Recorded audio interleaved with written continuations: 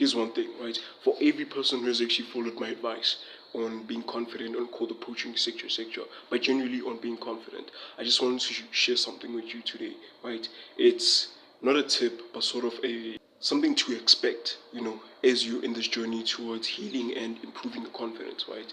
And the thing is, be careful of the people which you'd arouse insecurity from. Your confidence. Each time you try to heal yourself, each time you try to embrace your confidence, your authenticity, etc., and you know this for a fact. But I'm just laying it to you because it seems like something that we forget, and then it gets to us, and then it ends up ruining our journey towards improvement, etc. But in general, people, just be careful of people who are insecure. Whenever you just try to embrace your authenticity, whenever you try to embrace your confidence, there'll always be people which will feel insecure based on how you embrace your confidence, basically, right? And the reason why I'm saying this is because there's a friend of mine that I'm also helping, right? I'm also helping towards improving his confidence. He was feeling social anxiety, etc., and he's made a lot of progress. He's made a lot of progress in terms of improving his social skills and confidence. But one thing, right? I was talking to him yesterday, and he was like, you know what?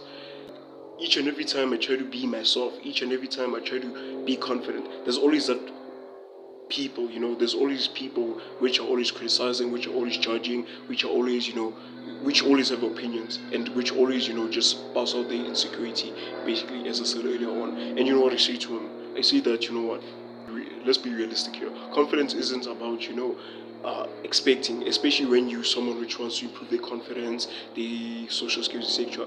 Expect stuff like this. Really expect stuff like that, because whenever you try to be confident, there's always going to be people which are going to be testing your integrity. They're going to be testing how strong is your frame, and that's one of the things that you can try to improve as a priority in terms of improving your confidence, improving your frame, and improving how you handle criticism, how you handle, doubts and other people's opinions, etc., because that's also going to tear you down, and that's really going to tear you down. So just be careful, just really be careful. And it's something that just like a game, right? I'm telling you what to expect later on in the in like later on in the stages, right? You'd expect people to criticize you, people to doubt, to fill in doubt at you, etc. But that's what's it literally builds confidence. The thing, you know that those criticisms, etc., they can break you. Trust me, sure, I admit that they can break you, but also they can build you with the right mindset, with the right feedback that you get from yourself. You could actually overcome that, and when you overcome that, trust me, it's really worth it. I mean, for me, I'm not perfect. I'm not perfect as a human being. I do sometimes fall and all that, but I've made significant amount of progress like over the years. Because this thing takes years. Improving confidence takes years, like literally years.